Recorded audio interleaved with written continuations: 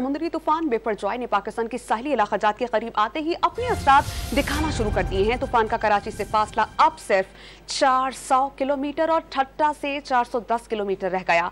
तूफान करीब आते ही साहिली इलाका जात में तेज हवाएं चलना शुरू हो गई हैं, जिसके बाइस लोगों के इनखला का अमल भी तेज कर दिया गया।